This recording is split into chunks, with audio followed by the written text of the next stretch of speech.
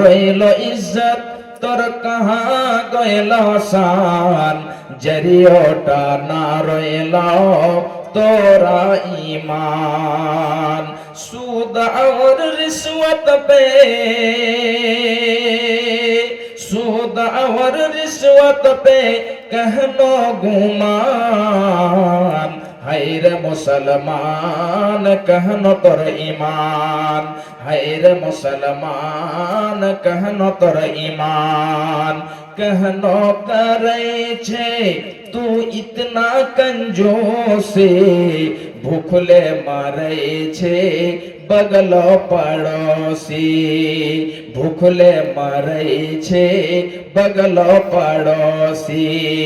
अरे हरदम तू तोड़े छे, अरे हरदम तू तोड़े छे मुर्गारो रान, हैर मुसलमान कहनो तोर ईमान, हैर मुसलमान कहनो तोर ईमान। कहाँ रइल इज्जत तोर कहाँ गइल शान, जरियोटा ना रइल तोरा ईमान। बापे रोए बेटा, बापे रोए बेटा जो सबसे अच्छा, स्कूल भेजे छे ओकरा हमेशा। बापे रोए बेटा जो सबसे अच्छा, स्कूल भेजे छे ओकरा हमेशा। अरे लंगड़ा और घोड़ा को, अरे लंगड़ा और काना को मदरसा में दान, हैर मुसलमान कहनो तोर ईमान। कहाँ रइल इज्जत तोर कहाँ गइल शान, जरियोटा ना रइल तोरा ईमान। আপনার ছেলে মেয়েকে দ্বীনি শিক্ষা দেবেন, দ্বীনি শিক্ষা যদি আপনি দেন, কুরআন হাদিসের যদি আপনি জ্ঞান দেন, তাহলে ওই ছেলেটি অবশ্যই জানতে পারবে যে কবরস্থানের কাছে যখন আমি যাব তখন কি করতে হবে, আমার জীবনটাকে কেমন করে কাটাতে হবে, অতিবাহিত করতে হবে।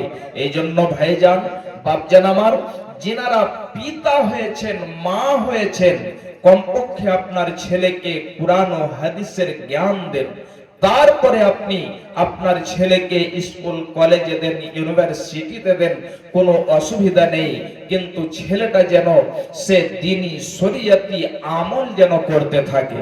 ভাইজান বাপজান আমার, বলছিলাম বিশ্ব নবী বলছেন, হে আমার উম্মত উম্মতিরা, তোমরা কবরের জিয়ারত করো, এতে আখিরাত বলে স্মরণ হবে, মরণ বলে স্মরণ হবে। শুধু তাই নয়, আমি যে হাদিসটি পড়েছিলাম, বিশ্বজাহানের তৃতীয় খলিফা, খলিফাতুল মুসলিমিন হযরত উসমান রাদিয়াল্লাহু তাআলা আনহুকে জিজ্ঞাসা করছেন, মনোযোগ সহকারে শুনেন ভাইজান বাপজান আমার। হে উসমান, আপনার সামনে যখন জান্নাতের কথা বয়ান করা হয় তখন তো আপনি এত ক্রন্দন করেন না, যখন আপনার সামনে জাহান্নামের কথা বয়ান করা হয় তখন যে আপনি এত ক্রন্দন করেন না, কিন্তু যখন আপনি কবরস্থানের পাশে দাঁড় হয়ে যান, কবরের পাশে দাঁড় হয়ে যান, তখন কেন আপনি এত ক্রন্দন করেন? হে আমার, হে খলিফাতুল মুসলিমিন, একটু আপনি আমাদেরকে বলে দেন। খলিফাতুল মুসলিমিন হযরত উসমান রাদিয়াল্লাহু তাআলা আনহু বলছেন, হে আমার সাথীরা, হে আমার সঙ্গীরা, শোনো, আমি বিশ্বনবীকে বলতে শুনেছি, বিশ্বনবী আমার বলছেন, ইন্নাল কবরা আউয়ালু মানাজিলিল আখিরাহ ফা ইন্না জা মিনহু আহাদুন ফামা বা'দাহু আইসার মিন। হে আমার সঙ্গীরা শুনে নাও, যে ব্যক্তি কবরে নাজাত পেয়ে নেবে সে যেন প্রত্যেকটি জায়গাতে তার জন্য সহজ হয়ে যাবে। কবরের মধ্যে যে ব্যক্তি নাজাত পেয়ে যাবে, কামিয়াব হয়ে যাবে, বিশ্বনবী বলছেন সে প্রতিটি জায়গাতে যে কামিয়াব হয়ে যাবে।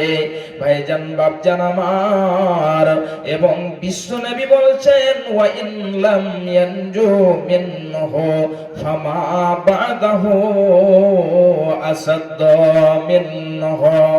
যে ব্যক্তি কবরের মধ্যে পরিত্রাণ পাবে না, নাজাত পাবে না, ওই ব্যক্তির জন্য সর্ব জায়গায় যে কঠিন হয়ে যাবে। কবরে তার জন্য কঠিন হয়ে যাবে, হাসরে তার জন্য কঠিন হয়ে যাবে, পুলসিরাতে পার হওয়া তার জন্য কঠিন হয়ে যাবে।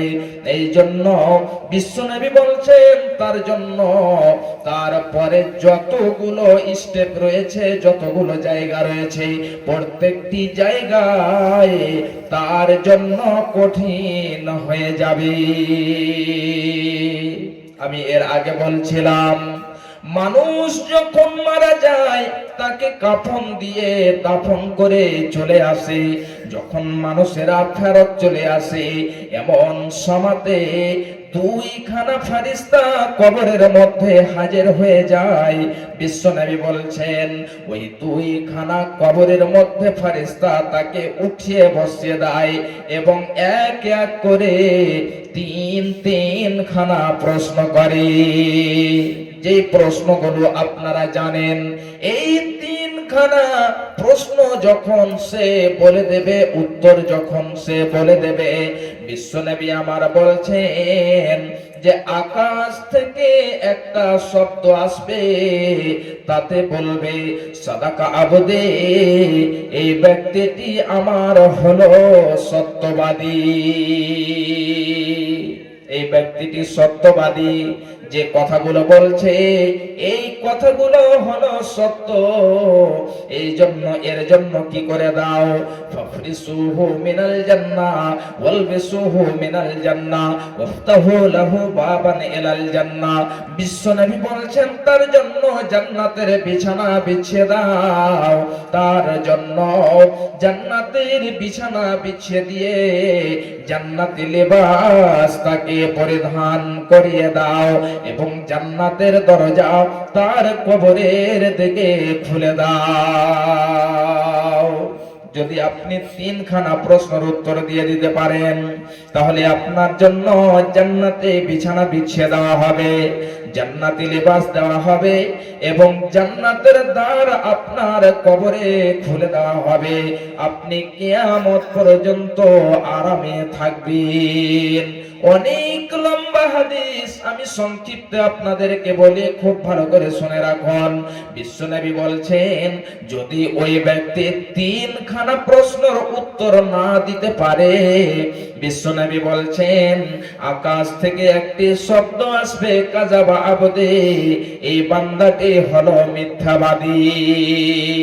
এর জন্য জাহান্নামের বিছানা বিছিয়ে দাও, জাহান্নামের পোশাক দিয়ে দাও। শুধু তাই নয়, জাহান্নামের দরজা তার কবরের দিকে খুলে দাও, যেন সে কিয়ামত পর্যন্ত শাস্তি পেতে থাকে। এমনি করে মানুষদেরকে কবরের মধ্যে শাস্তি দেওয়া হয়। এ আমার ভাইজান, এ আমার মায়েরা, বোনেরা আমার, খুব ভালো করে শুনে রাখুন। বিশ্বনবী আমার বলছেন এই কবরটা কত যেন ভয়ঙ্কর, কবরটা কত কঠিন জায়গা। একটা হাদিস আপনাদেরকে আমি তুলে দেই, খুব ভালো করে শুনে রাখুন। বিশ্বনবী আমার বলছেন হাদাল্লাযী তাহাররাকা লাহুল আরশু ওয়া ফুতিহাত লাহু আবওয়াবুস সামা।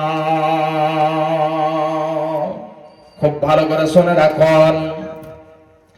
একজন বিখ্যাত সাহাবী, তার নাম হলো হযরতে সাদ বিন মুআজ। এই সাদ বিন মুআজ সম্পর্কে অনেক লম্বা ঘটনা রয়েছে।